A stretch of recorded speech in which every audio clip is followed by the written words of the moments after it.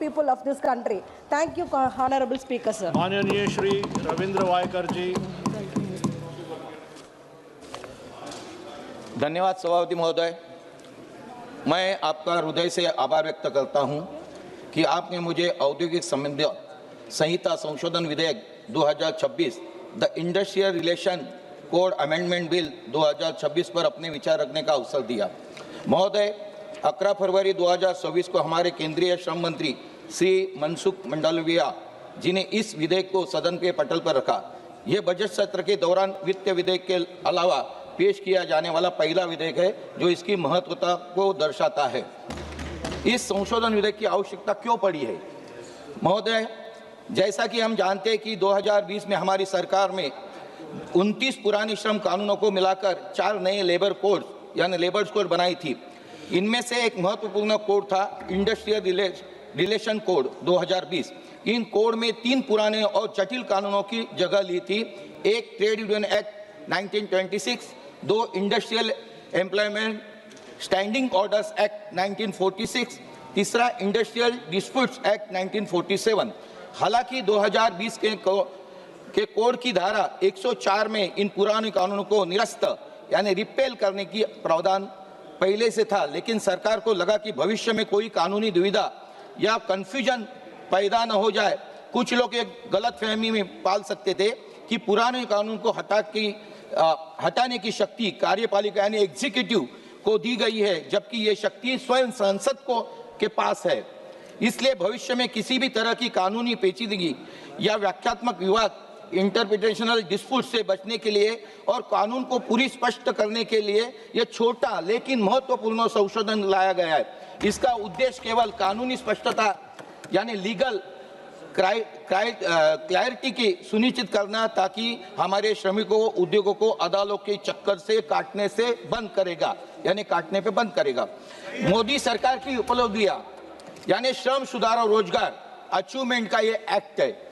महोदय, ये संशोधन हमारी सरकार की इस बड़ी दृष्टि का हिस्सा है जिसमें हम कानूनों को सरल, स्पष्ट और आधुनिक बना रहे हैं। विपक्ष अक्सर रोजगार पर सवाल उठाते हैं, लेकिन आंकड़े झूठ नहीं बोलते। मैं आंकड़े बोलना चाहता हूँ।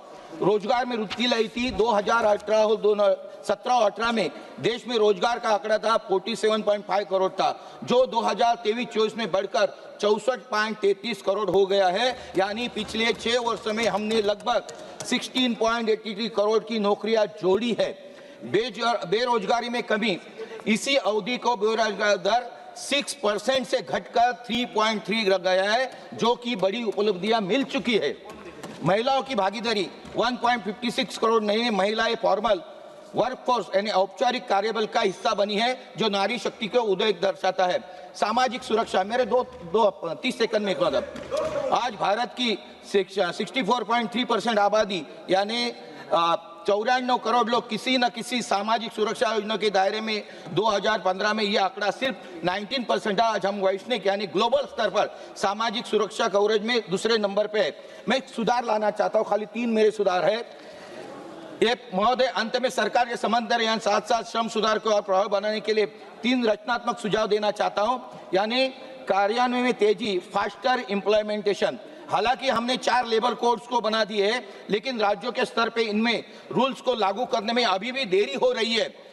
केंद्र सरकार को सभी राज्यों को साथ मिलकर एक डेडलाइन तय करनी चाहिए, ताकि देश भर से एक समान कानून हो सके, यानी ईज ऑफ डूइंग बिजनेस का असली लाभ सभी को मिल सके। दूसरा, गिग वर्क के लिए स्पष्टता क्लियरिटी लाना चाहता हूं। आज के डिजिटल युग में लाखों युवा ओला, उबर, स्विगी और जोमेटो जैसे प्लेटफॉर्म पर काम कर रहे हैं। ई श्रम पोर्टल पर उनका रजिस्ट्रेशन एक अच्छी शुरुआत है, लेकिन हम उनके लिए न्यूनतम यानी कम से कम जो वेतन होता है उसको वेरीफाई करें और काम के घंटे जैसे मुद्दे पर और कोई अधिक स्पष्टता नियम बनाने की जरूरत है, ताकि उनका शोषण न हो। और तीसरा मेरा लास्ट ये है, कौशल्य विकास से जुड़ा लिंक विद स्किलिंग।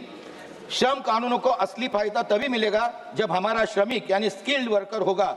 उद्योग की मांग के अनुसार धन्यवाद जी। ITI और कौशल्य विकास केंद्रों को लास्ट है विकास केंद्रों को पाठ्यक्रम लगातार अपडेट किया जाना चाहिए। हमें अप्रेंटिसशिप को और बढ़ाना देना चाहिए, ताकि युवा पढ़ाई के साथ साथ कमाई और हुनर भी सीख ले। फॉरेन में हम लोग जाते हैं, वहाँ हमारे 4 घंटे का काम दिया जाता है, यानी कुछ कमाए और सीखे तो